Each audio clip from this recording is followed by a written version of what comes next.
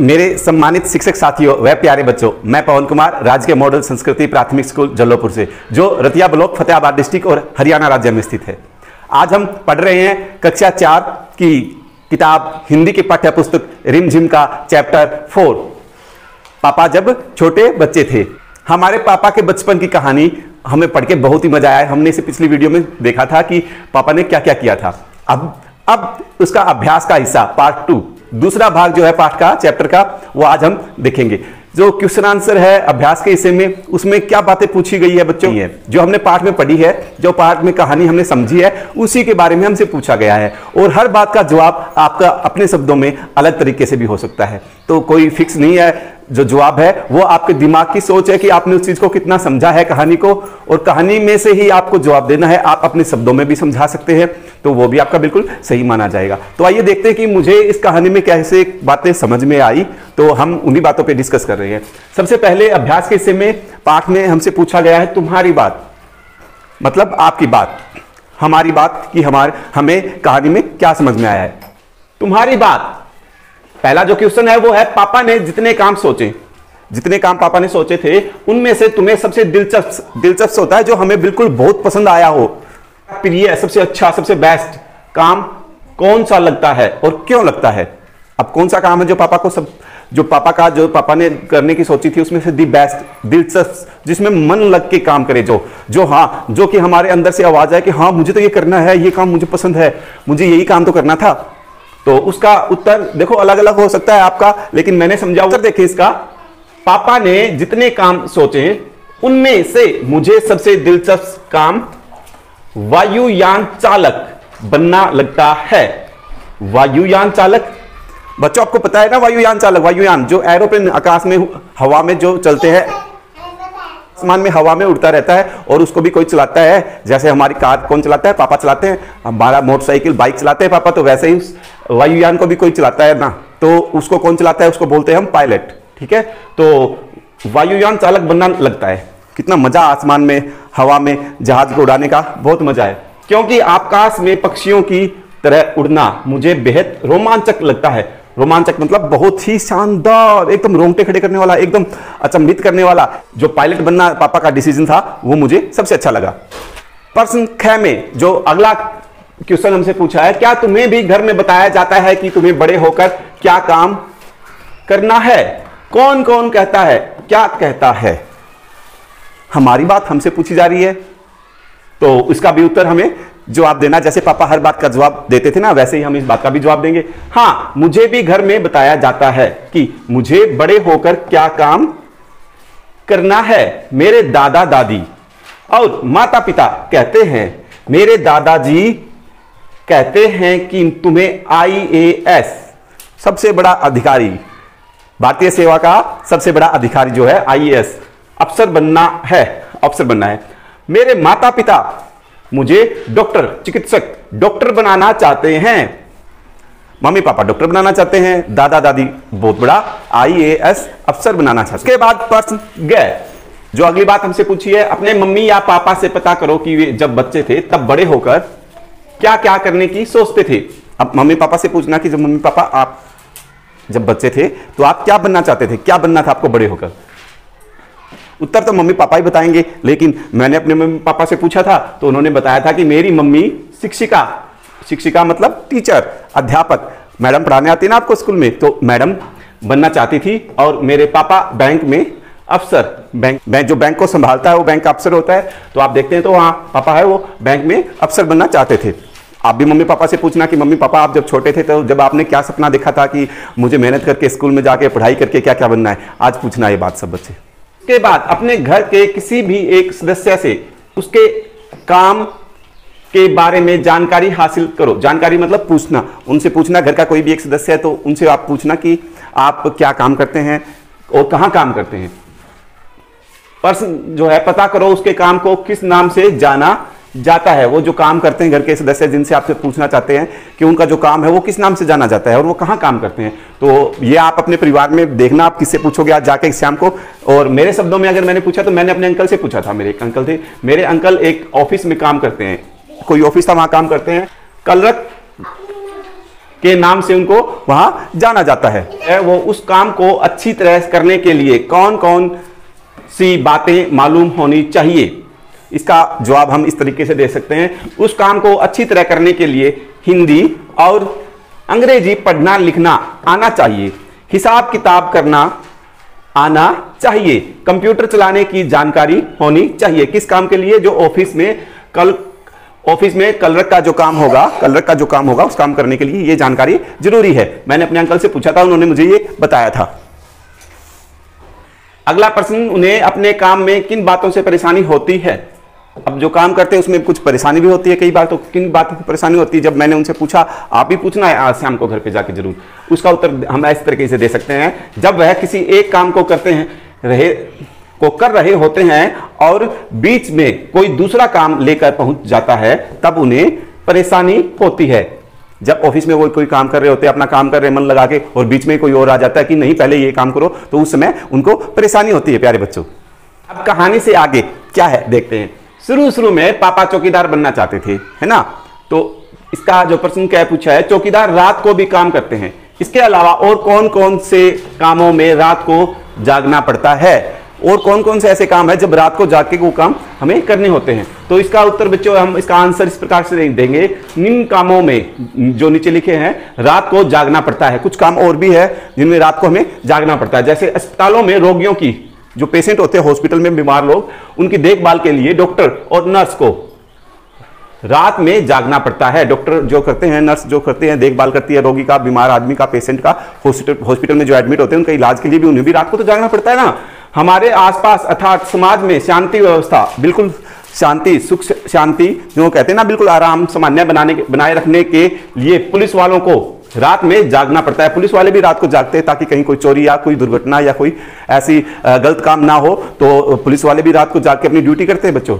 उसके बाद प्यारे बच्चों, रेल व्यवस्था सुचारू रूप से काम करे। जो हमारी रेल चलती है, ट्रेन दिन में भी चलती है और रात को भी चलती रहती है, तो रेलवे कर्मचारी जो है वहां के रेलवे स्टेशन पे जो काम करता है और जो रेल को चलाने के काम करता है, और वो भी रात को जागते हैं। पापा कई तरह के काम करना चाहते थे, पापा ऐसे बहुत सारे काम करना चाहते थे और इन कामों में रात को भी जागना पड़ता है। पापा कई तरह के काम करना चाहते थे। इसके बाद प्रश्न जो ख में पूछा, क्या तुम किसी व्यक्ति को जानते हो जो एक से ज्यादा तरह के काम करता है? उस व्यक्ति के बारे में बताओ।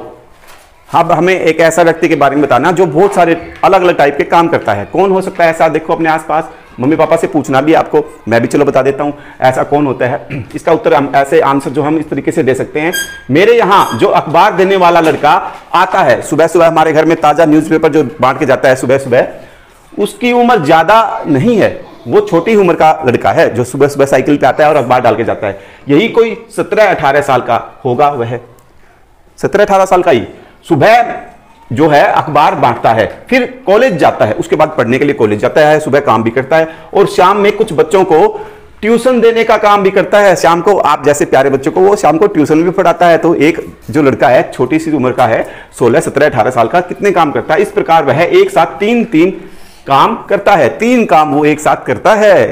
अब आगे देखते हैं प्यारे बच्चों, आओ खेलें सेक चिल्ली कहता है। अब एक नया गेम मैं आपको बता रहा हूं, एक नया खेल खेल सकते हैं जिसमें सेक चिल्ली कुछ कहता है।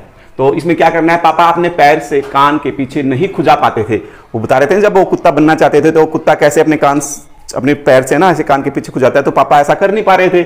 आओ देखें तुम कौन कौन से काम कर सकते हो। अब आप कौन कौन से काम कर सकते हो वो देखते हैं।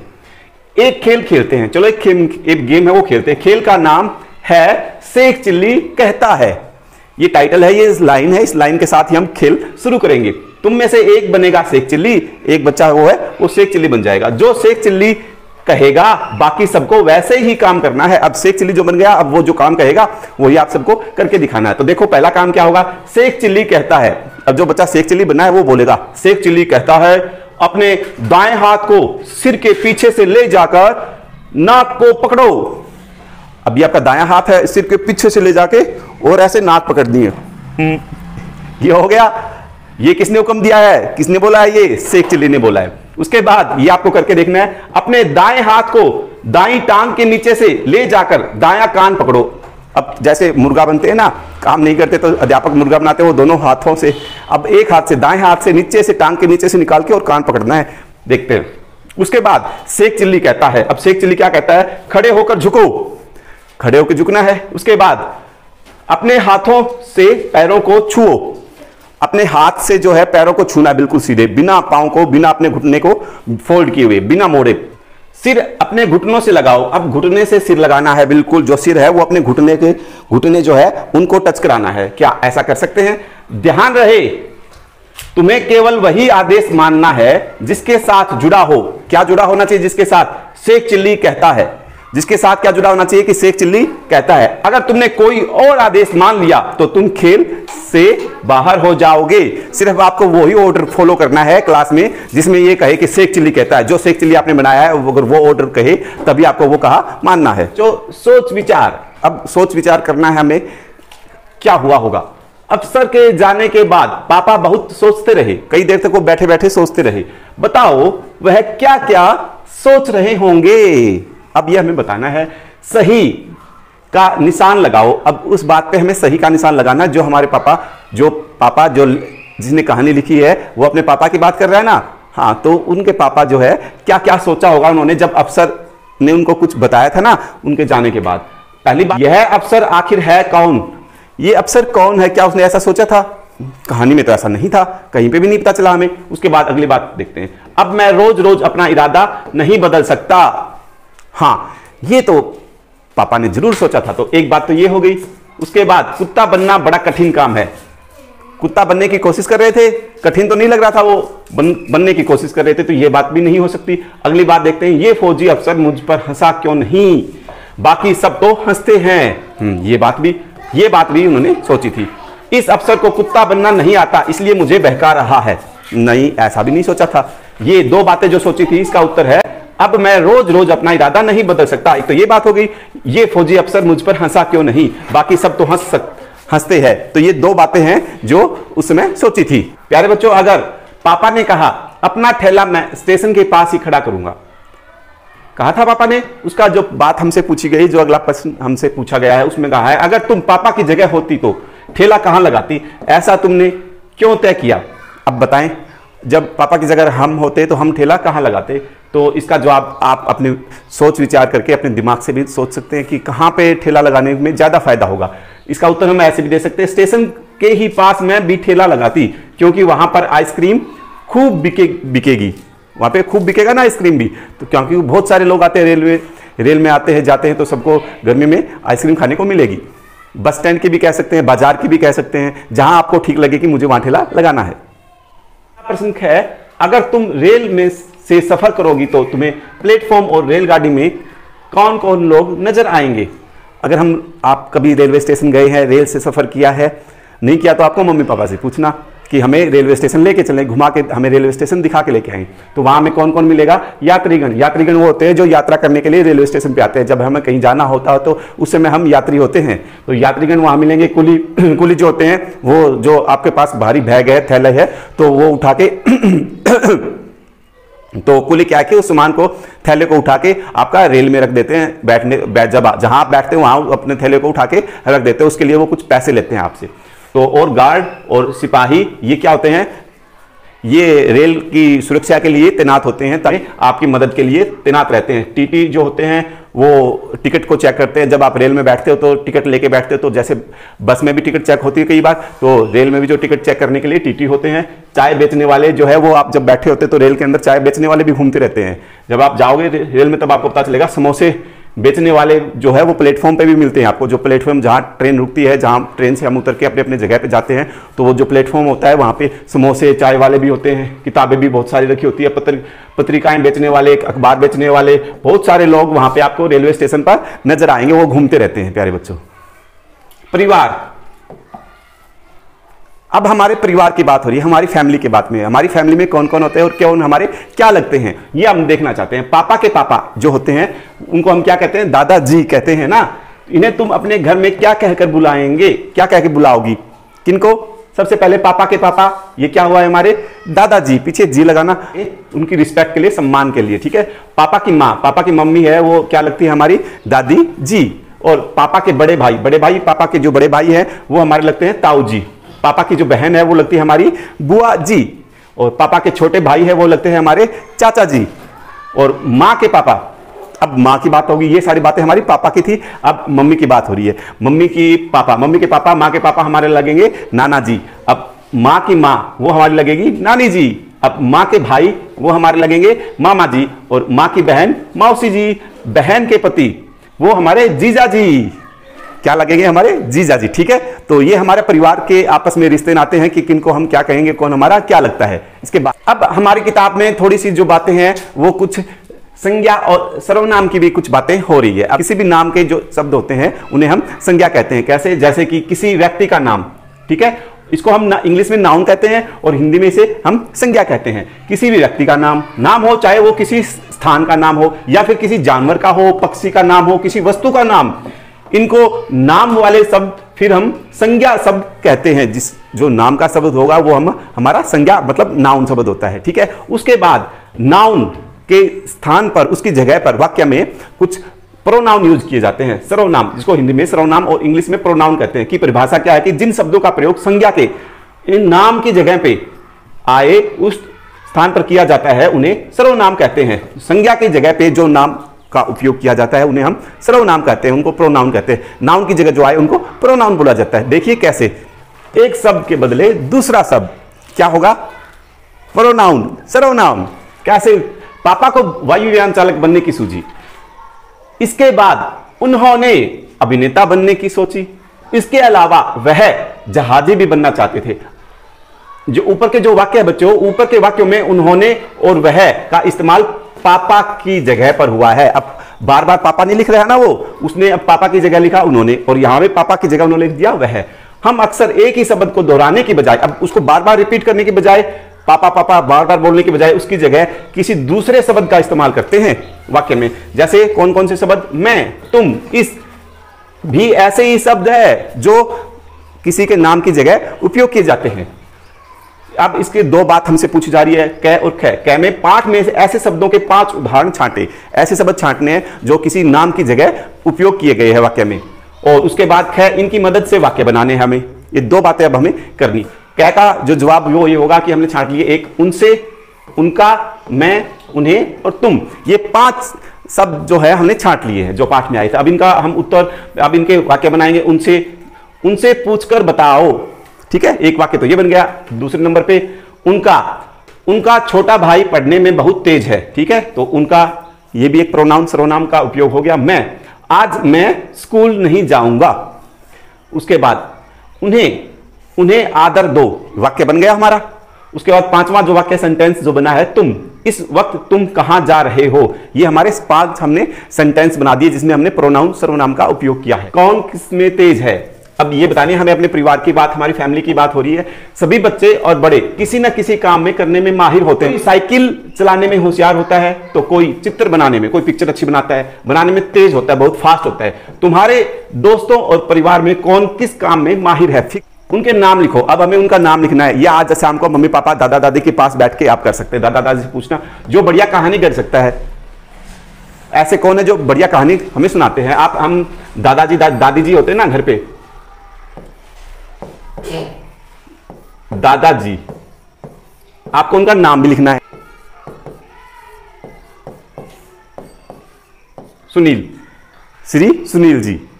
ठीक है, ये हमारे दादाजी है जो हमारी कहानियां सुनाते हैं। उसके बाद दूसरी बात, जो खूबसूरत कढ़ाई कर सकते हैं, कपड़े के ऊपर फूल पत्तियां बनाते रहते हैं सुई से ऐसे घुमा घुमा के, वो उसमें कढ़ाई करते हैं। ऐसा कौन है? ऐसे कोई घर में दीदी या बुआ जी या कोई भी ऐसा जो है खूबसूरत कढ़ाई करता हो, आपको वहां लिखना है कौन है वो आपका, उनका आप यहां नाम भी लिखेंगे।